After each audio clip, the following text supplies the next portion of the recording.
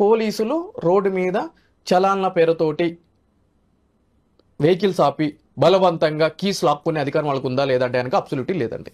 దాని మీద ఎన్ని చలాన్లు ఉన్నా కూడా 100 చలాన్లు ఉన్నాయండి, 1000 చలాన్లు ఉండనియండి, వాళ్ళకి అధికారం లేదు. ఏం చేయాలి అని అంటే గనక వాళ్ళ బండిని సీజ్ చేయాలి అని అంటే గనక క్లియర్గా centre motor vehicles rules 1989 rule 167 ఏం చెప్తుంది అని అంటే గనక ఒకవేళ ఆ విధంగా ఎవరైనా సరే చలాన్లు ఉండి ఆ చలాన్లు కట్టలేకపోతే సంబంధించిన పోలీస్ అధికారులు ఆ వ్యక్తి యొక్క అడ్రస్ కి నోటీస్ పంపించాలి. సేయింగ్ దట్ ఏంటి అంటే బాబు నీ యొక్క వెహికల్ మీద ఇన్ని చలాన్స్ పెండింగ్స్ ఉన్నాయి, నువ్వు ఇంత గ్రాస్ వైలేషన్స్ కి పాల్పడ్డావు కాబట్టి నువ్వు ఈ తేదీలోపు చలాన కట్టు అని చెప్పని. ఒకవేళ అతను కనుక కట్టకపోతే రెండోది రిమైండర్ నోటీస్ పంపించాలండి.